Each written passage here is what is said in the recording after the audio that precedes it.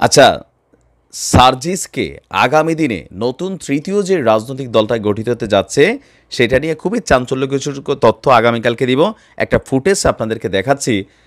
আপনাদের কি মনে হয় যে সার্জিস কি পারবে? বাংলাদেশের তৃতীয় একটা রাজনৈতিক দল যদি তৈরি হয়, আমরা যে দলই করি সেই দলগুলোর জন্য একটা কঠিন একজন লিডার হিসাবে এই ২০-২২ বছরের একটা ছেলে বা ২৫ বছরের একটা ছেলে আগামী বাংলাদেশকে লিড করার মতন কি আসলে সক্ষমতা রাখে? আগে একটু শুনি তার বক্তব্য, শোনেন।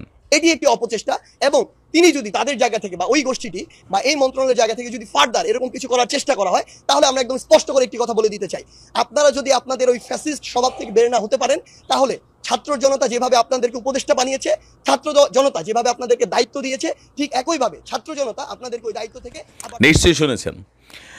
তার এই বক্তব্যটা শোনার পরে আমার মনে হয়েছে যে মানে অতীতে গত ৫৩ বছর যাবৎ যে সরকারগুলো বাংলাদেশকে পরিচালনা করছে তাদের মধ্যে যে জি হুজুর তেলবাজি টাইপ একটা ক্যারেক্টার ছিল, দুই দলেরই সেম ক্যারেক্টার ছিল।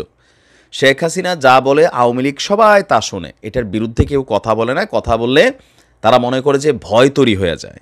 বিএনপির ক্ষেত্রে সেম, বেগম খালেদা জিয়া তারেক জিয়া যা বলে সেম প্রেসক্রিপশন সবাই খায়। কিন্তু এই সার্জিসদের একটা টিম উপদেষ্টা পরিষদে আছে। অন্তর্বর্তীকালীন সরকারের যে পজিশনটা, এটা এই ছাত্রদেরই তৈরি করে দেওয়া। কিন্তু সেই উপদেষ্টাদের মধ্যে যখন দুই একজনের অবস্থান নিয়ে সাংঘর্ষিক একটু অবস্থান তৈরি হয়েছে বা সামহাও আওয়ামী লীগকে অ্যাডভান্টেজ দিছে মনে হচ্ছে, এদের ভাষা প্রয়োগ দেখছেন, এইটা হচ্ছে নেতৃত্ব। কারণ কি, এখানে পাওয়ার জন্য কিছু এরা আসে নাই, এটা তো ক্লিয়ার। সার্জিস যখন বলছে যে গদি থেকে টাইনা নামানো হবে, এরা কি অন্তর্বর্তীকালীন সরকারের বিরোধী দল? বিরোধী দল না। আসলে আমাদের সংসদে বিরোধী দল যেই কারণে আছে, বিরোধী দল তো অনেক বছর ধরে নাই, বা এমনি তো যারা বিরোধী দল হয় তারা বিরোধিতা করে কোনটা, ভালো হইলেও করে খারাপ হইলেও করে। এদের কাজই হচ্ছে সরকার ভালো কাজ করলে বিরোধিতা করতে হবে, খারাপ কাজ করলে করতে হবে। আর যারা সরকার দলীয় এমপি থাকে এরা সব কিছুতে টেবিল থাপড়ায়। থাপড়াতে বাংলাদেশে আজকে ১৫ বছর ধরে এদেরকে পাশায় থাপড়াই এক গ্রুপ নামাইছে, আর আরেক গ্রুপ সিস্টেমিকলি থাপ্পড় খাইতে খাইতে শান্তি হয়ে গেছে আইনশৃঙ্খলা বাহিনীর। নতুন করে শিক্ষা নেন। সার্জিসের মধ্যে যে নেতৃত্ব আছে বা তার যে কথাবার্তা, তাদের যে স্টাইল, অন্তর্বর্তীকালীন সরকারে আপনাদেরকে বসাইছি আমরা কিসের জন্য?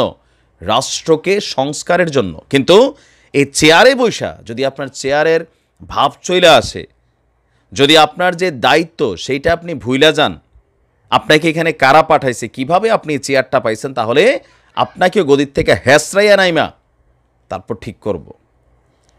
এই বক্তব্যটা দেওয়ার জন্য কি পরিমাণ সৎসাহস লাগে, কি স্পিরিট লাগে ভিতরে, আমার ইয়াং বয়সের কথা আমার খেয়াল হয়ে যায় এই পোলাপাইনগুলোর মধ্যে। সেটা দেখি। দেখেন, আওয়ামী লীগ বিএনপি আমরা যে যাই দলে করি, এদেশে এতদিন এই দুইটা দলে আমরা বিভক্ত, বা জামাত ইসলাম। আমাদের সামনে সিলেবাস ছিল না। আমাদের দলের এমপিদের জন্য আপনি দেখেন যে ২-৩টা দল আমরা একটা সিস্টেম করে রাখছি। কোনটা জানেন? সংসদে আওয়ামী লীগ যখন ক্ষমতায়, আওয়ামী লীগ যখন কোনো প্রস্তাব আনে, সেইটি প্রস্তাবের বিরোধিতা তার দলের এমপিরা করতে পারবে না। বিএনপির বেলাও সেম। কেন? এই কেনগুলোর উত্তরই আজকে সার্জিস দিচ্ছে, যে কেন বিরোধিতা করতে পারবো না। আমার দল যদি একটা অন্যায় করে তাহলে সেটা বিরোধিতা আমি করব, যদি আমি রাষ্ট্রের জন্য রাজনীতি করি। আর যদি আমি আমার ব্যক্তি ফায়দা করি, ব্যক্তি ফায়দার জন্য করি, তাহলে আমি করব না। কেন? আগামীবার আমার নমিনেশন দিবে না, অথবা আমার রানিং অবস্থায় বাদ দেওয়ার সুযোগ আছে। আর দলগুলো এই সিস্টেম তৈরি করে দলগুলোরে চালাইছে। আমাদের বড় বড় দলগুলোর জন্য ছোট ছোট বাচ্চাগুলো দেখাই দিচ্ছে what is the meaning of politics for the nation, not for your self. জাতির জন্য যখন আপনি রাজনীতি করবেন, সেই রাজনীতির ভাষা কি হবে, আপনার ভূমিকা কি হবে, একজন প্রধানমন্ত্রীর ভূমিকা কি হবে, একজন রাষ্ট্রপতির ভূমিকা কি হবে, স্বরাষ্ট্রমন্ত্রীর ভূমিকা কি হবে। যদি ভূমিকার কথা ভুলে যান, তাহলে যদি দলের নেতাকর্মীরা এরকম ক্ষেপ্ত, এই প্রধানমন্ত্রীর আজকে এই দিন দেখতে হইতো না।